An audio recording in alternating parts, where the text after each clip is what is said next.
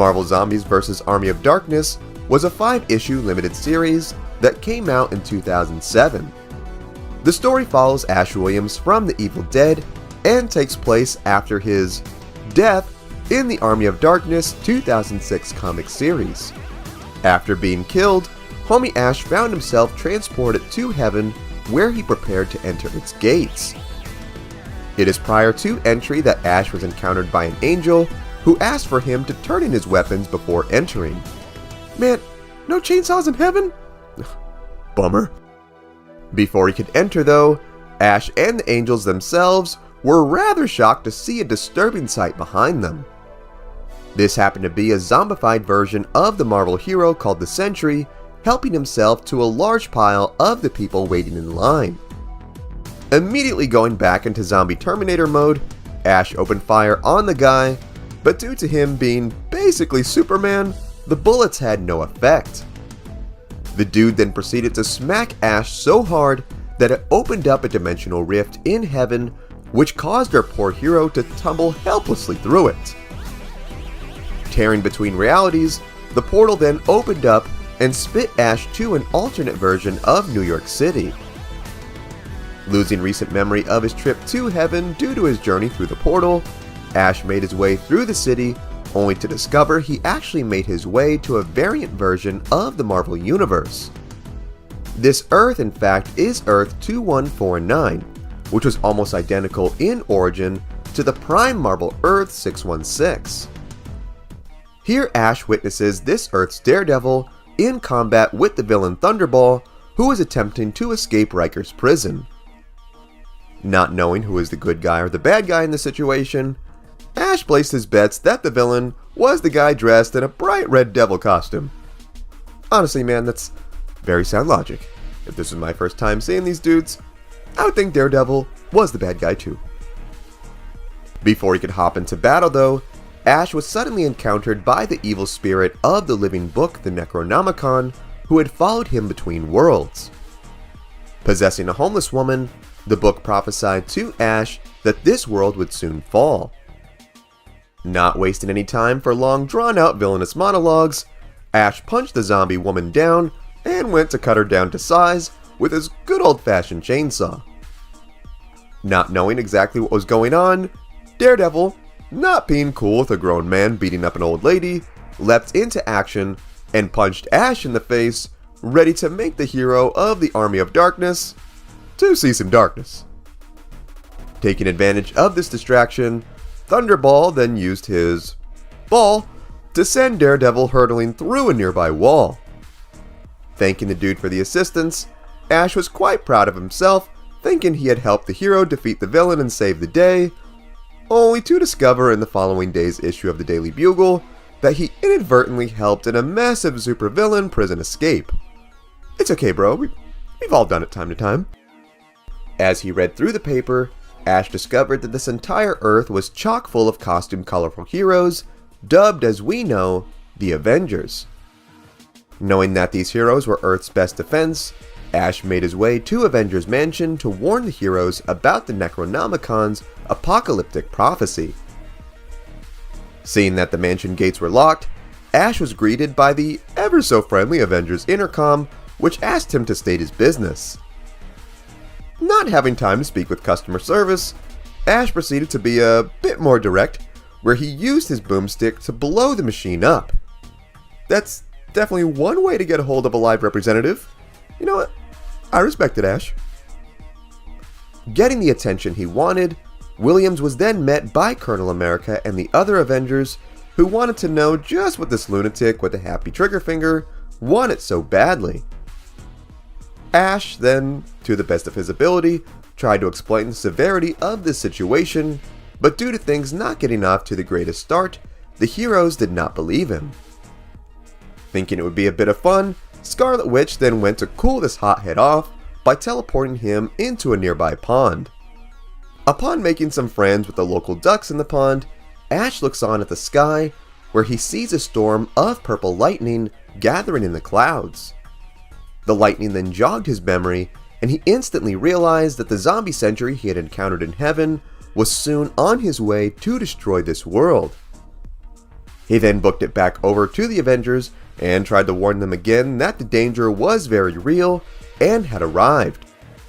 Seeing this guy as a growing nuisance, Colonel America then had Spider-Man web the poor guy up and take him to the authorities. Being swung through the city in his comfy little web sack, Ash explained to Spidey just what was going on and that they were in grave danger.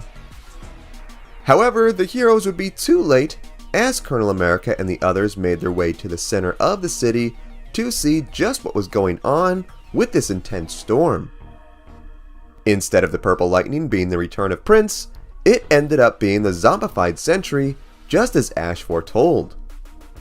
The hungry hero then ripped through Cap and the others, infecting them with the zombie virus. Almost immediately, the infected transformed into blood-hungry, but still very aware zombies, and began ripping through the terrified city residents. Horrified at what was going on, Spider-Man, rather shocked that Ash was telling the truth, swung through the carnage, saving anyone that he could. Not happy with the wall crawler messing with their snack food haul, Colonel America then took to the nearby rooftops and pounced on the dude, biting into his shoulder, infecting him as well. The love bite then caused Spider-Man to drop poor Ash, where they both took a tumble into a nearby alley. Rolling right to the feet of some hungry heroes, Ash thought he was done for, only for Spidey, who was still not fully turned, leapt into the fray.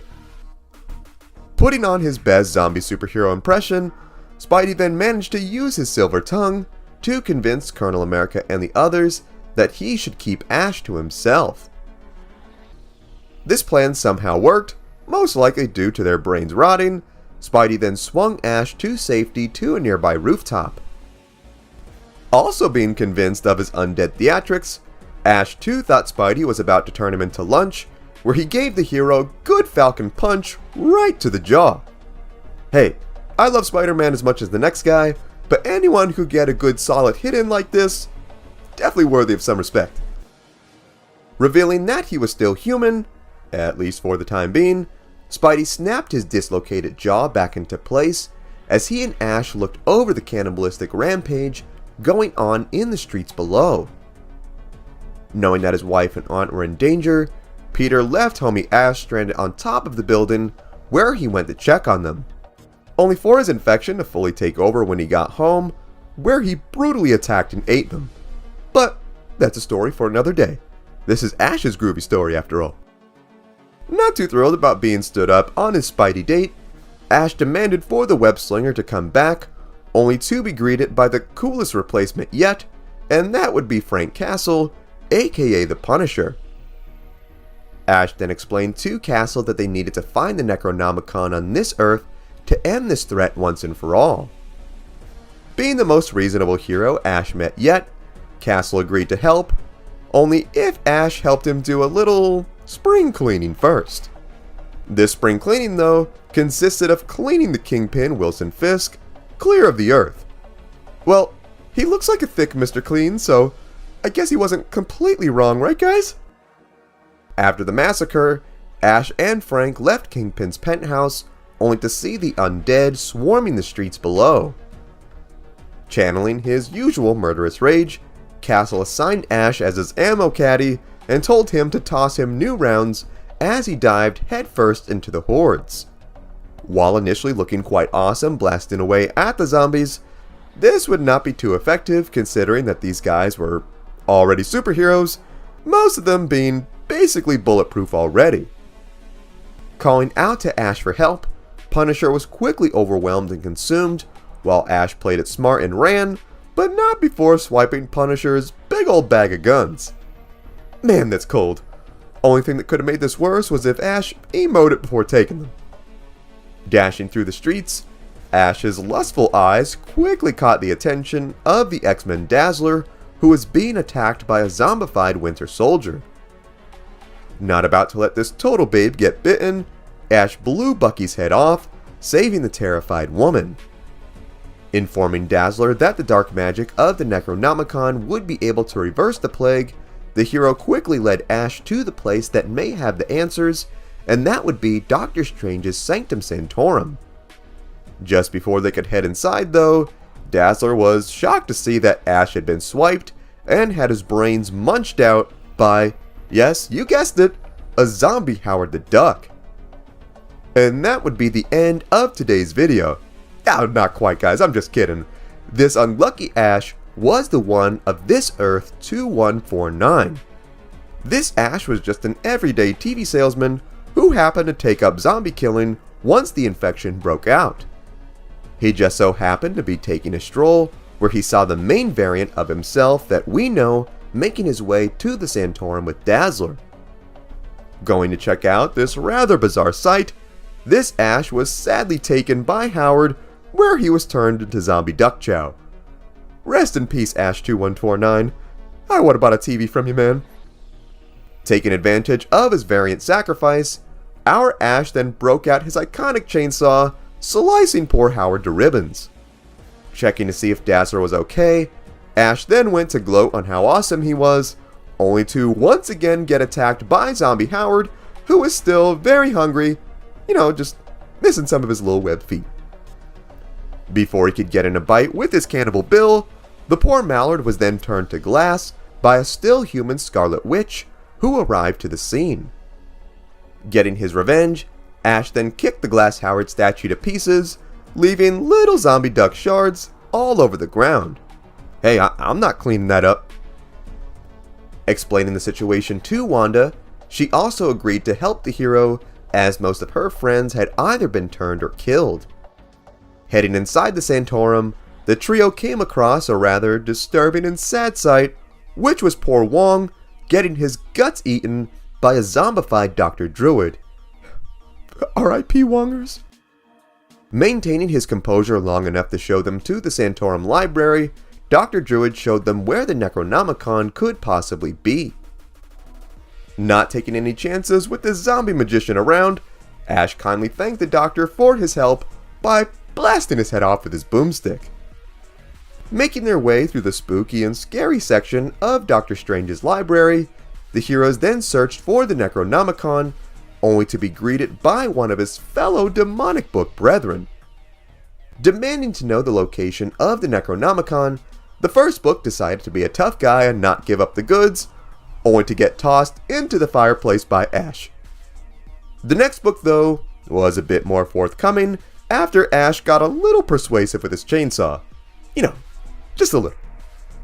It informed the gang that this world's version of the book was actually being held in the library of the iconic Fantastic Four villain Dr. Doom at his castle in Latveria. Packing their bags for a cozy zombie-filled European vacation, Ash and the girls found one of the Avengers Quinjets and headed to the good doctor's lair. Upon arrival, we come to find out that this castle was actually one of the last remaining human settlements on Earth. Doom had his wealth and resources to keep his country's citizens safe, and had worked with his team of elite scientists to create a portal that would lead them all to safety in another dimension.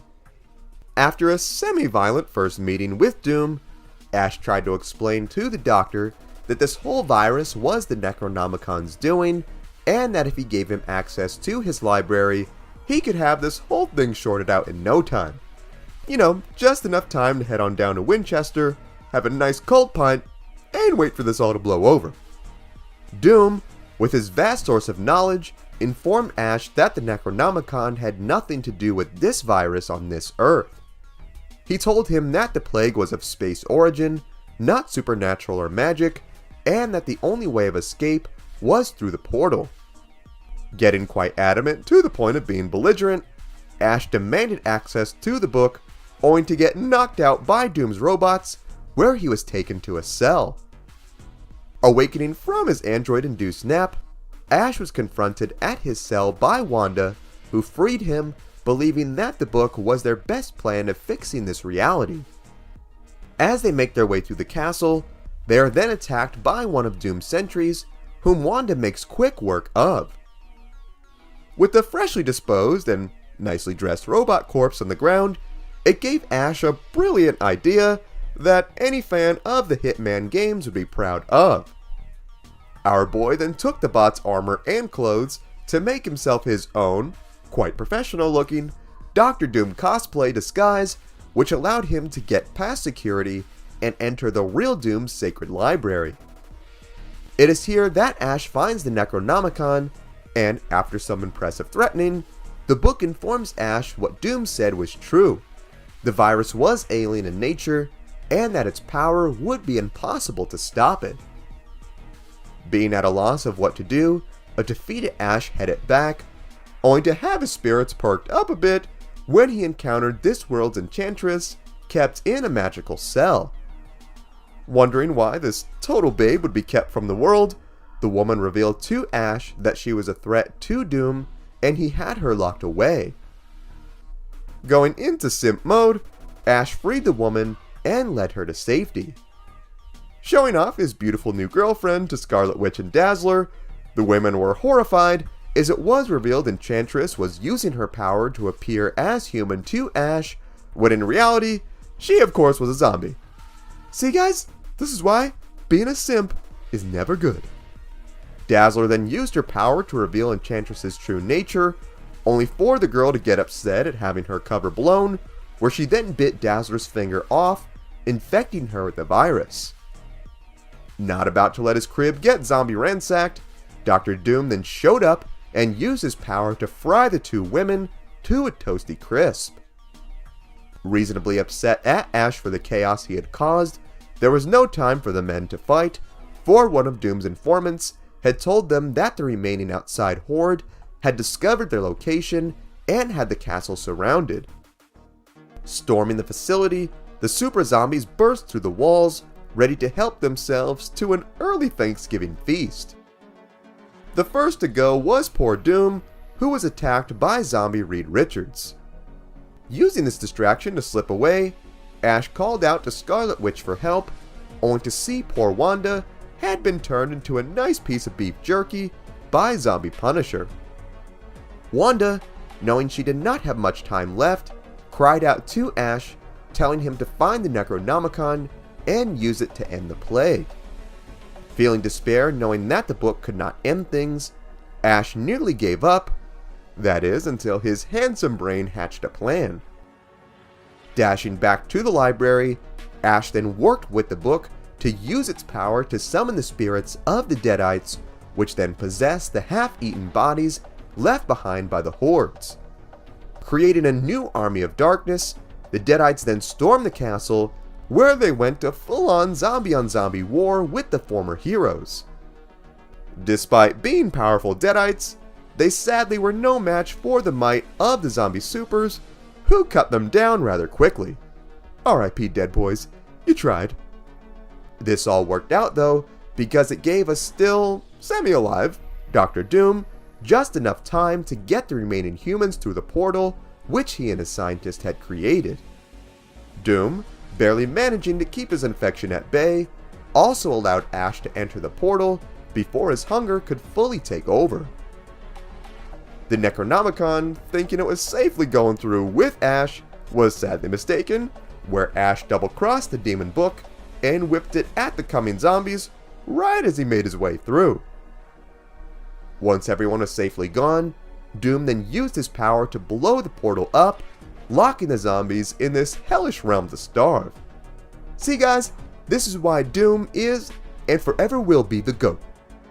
Looking at their snack room being permanently sealed off, a zombie Hulk then picked up a horrified Necronomicon, where he exclaimed that it would be a great use of toilet paper. Man, out of all the horrible things this book has seen over the centuries, getting used to wipe a giant green muscular zombie man's butt just may be the worst thing it has ever seen. We then cut to our boy Ash, who was flipping through dimensions like he was trying to find the best channel on TV. Finally coming across a version of New York that he recognized, Ash finally thought he was home free, only to enter a whole new nightmare, which was another variant of the Marvel Universe, this time one overrun with werewolf versions of the heroes instead of zombies.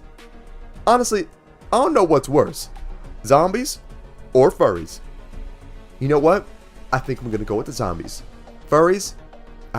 No, I'm not doing it. Giving chase, Ash ran from the smelly boys, leaving his fate in question for another day.